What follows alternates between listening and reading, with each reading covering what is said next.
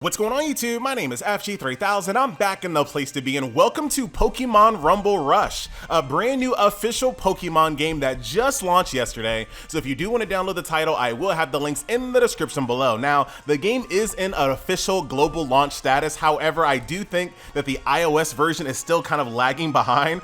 So Android users, you're ready to go, but iOS users, you might have to wait a little bit before this game hits your store. So let's go ahead and jump into it. FG, what is Rumble Rush? Well, I think the very best way to kind of show you what this game is all about is just to kind of take you through a gameplay session. So that is what we're going to do. I'm going to go ahead and click on Adventure here, and that's going to take us to the map screen.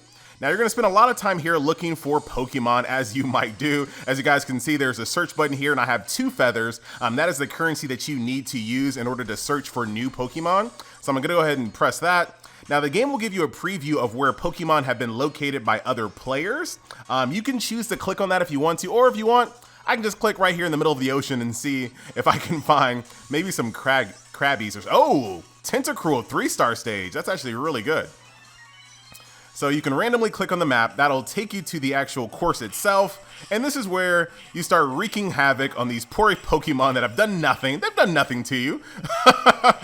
But the controls are pretty straightforward. You can do quick swipes to dodge, you tap the screen to do attacks, and if you hold the screen, you can do a charge up attack. And that's pretty much your moveset in the game. All of the Pokemon are represented with all of their iconic moves, which I think is a very nice touch. At any time, if you want, you can also switch Pokemon as well. I can just, oh, hey, buddy, calm down there, man. I can click the switch button and I can pull up my entire list of Pokemon here. So if anytime I have like an elemental disadvantage or something like that, I can switch to a more advantageous Pokemon if I choose to. But for right now, actually, let's switch to Sandshrew really quick to kind of show you how different the attacks are. As you guys can see, Sandshrew is very ranged heavy as well.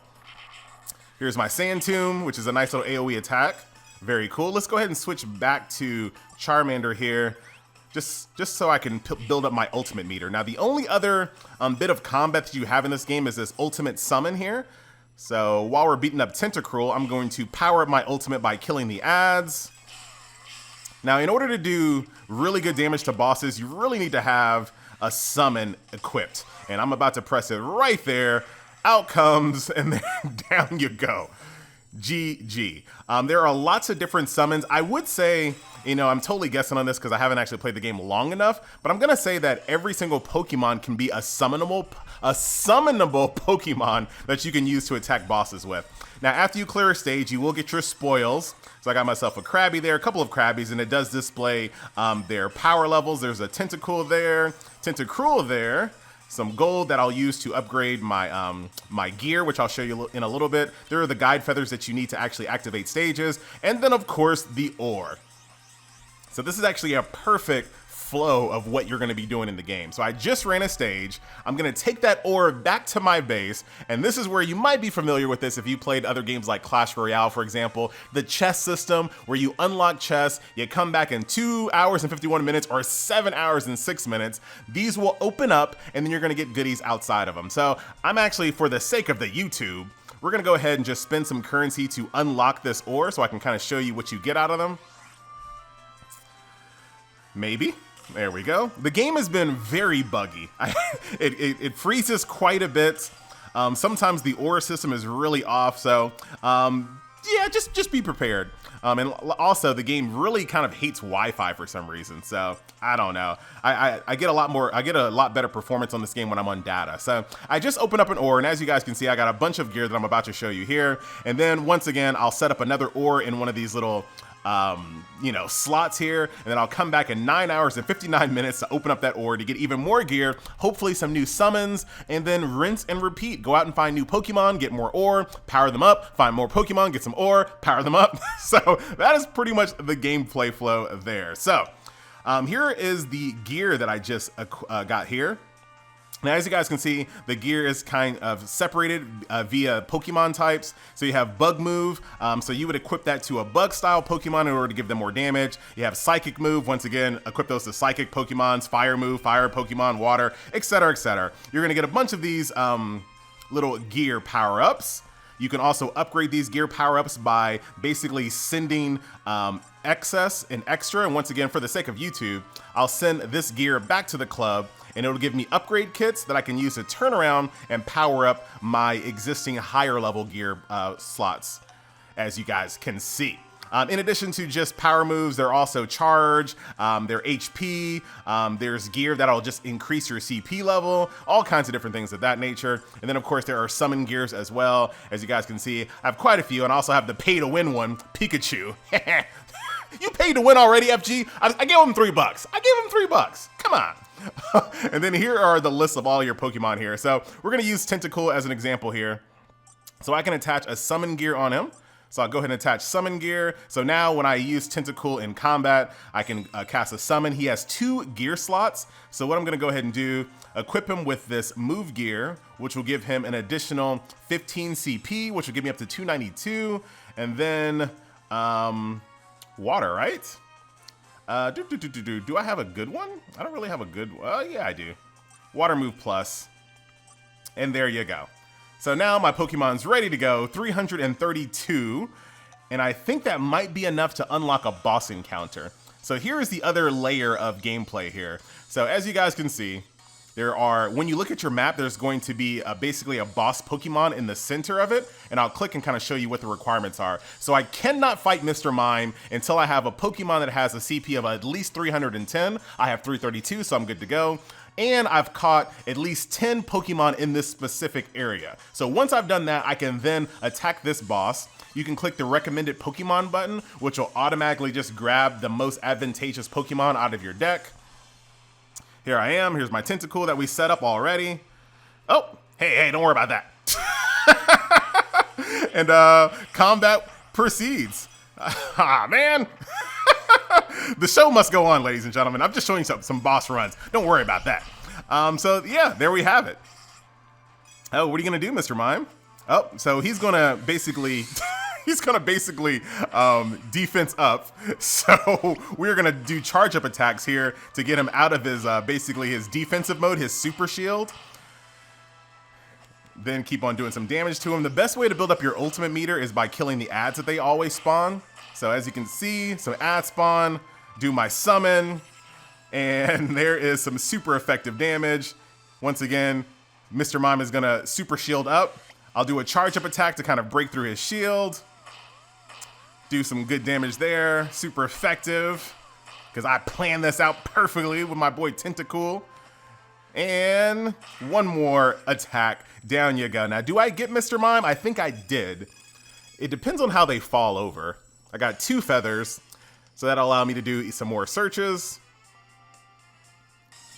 Some gold, 2 guide feathers, and then here is the new boss encounter. Oh, hello! Okay, did not anticipate that. Well, I guess I could have because it's right there at the bottom of the screen. Whatever. So let's see what the requirements are. All right, here is the new boss. So I need to find a Pokemon with at least 400 in order to basically challenge Pikachu to a fight. Now, I can't just take a lower level Pokemon to kind of force my way through because I have to at least have the requirement. So back to the grind I go. I hit search, and then I'm gonna look for some like Kinglers or some Krabbies over here, something in the water. There's a Kingler. Let's see if we can't get some more Pokemon. Mr. Psyduck. See, we're definitely gonna have to switch. So I'm gonna switch. Let's just use a Krabby. Just for giggles. I don't have any gear on him, but whatever. It'll be fine. I just want to see what his animations are. They are, see, I love the fact that they are different. Like, they're not all reskin Pokemon. They all have, you know, what you'd expect. They attack the way that you would expect them to attack. I also want to see Psyduck really quick. Switch. And I love the fact that you can switch on the fly with absolutely no like cooldown. There's no penalty. I mean, I think you lose your ultimate meter, but that's really not that big of a deal. Very nice. Some Psyduck on Psyduck crime here. Easy win. All right, we're gonna do his power-up ability here. I really shouldn't be using him in a boss encounter though, because I don't have a summon equipped. Yeah, see how little damage I do without a summon? I mean, I'm doing actually okay. Now, as far as like difficulty, I mean, it's really just gonna boil down to, do you have the Pokemon of the right power, yes or no? I mean, there is a few like dodges you can do, but for the most part, I think you're gonna be fine. So this is a very integral part of the video. As you guys can see, I just got myself another ore drop. So let's go ahead and blow through these. Got myself a 330 Krabby, and I got a new unusual ore. So back over to the base we go. Now, as you guys can see, I'm full. I have 3 that are actually actively in the refinery, and then I have 1 spare. So I cannot go on an adventure until I organize my ore. So, so this is the part where it kind of halts your progress a little bit. Can I, you know, continually kind of unlock these ore and continue playing? Yes, I can, but for the most part, the game is going to kind of stop you eventually once you have just too many ore slots. And right now, I'm on a kind of a pay-to-win mode because I did buy the starter pack, which allows me to unlock 2 ores at the same time. See how the hammers are both on 2 different ores?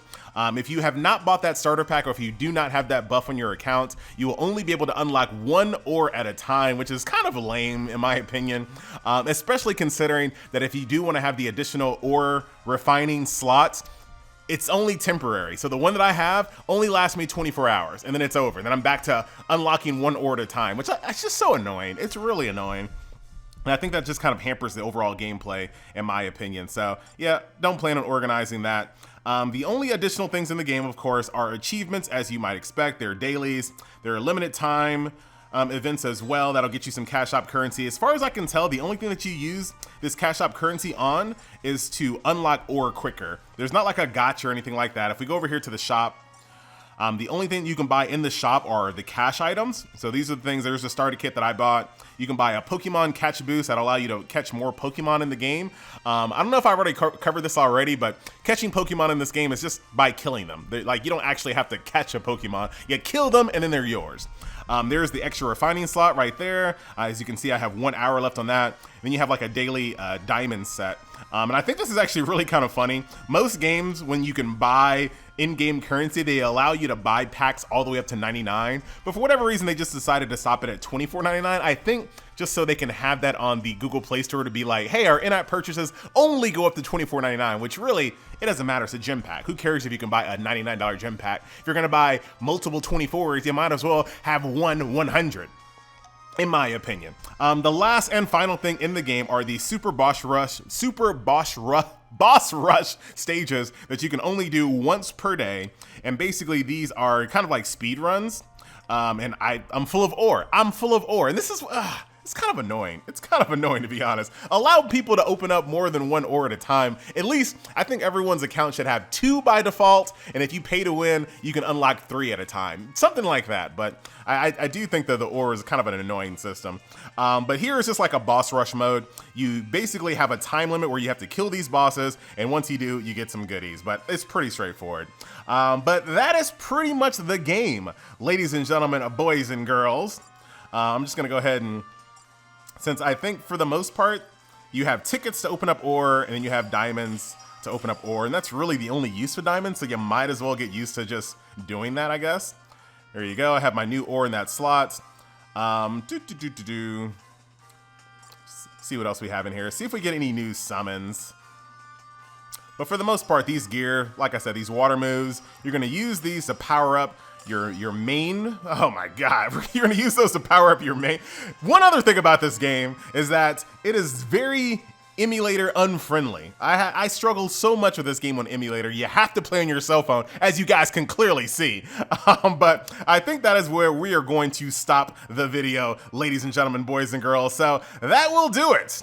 Once again, my name is FG3000. This was a very interrupted look at Pokemon Rumble Rush. I still think the game is fun. I enjoyed kind of playing it at the gym a little bit, but it's over so quickly. It's a very short side game, unless you were just constantly burning diamonds to open up ore. It's something that you might pop in, give it about 20-30 minutes of gameplay, and then you forget about it until your ore open up. So if you want to play it like that, that is cool. If not, hey, that's on you.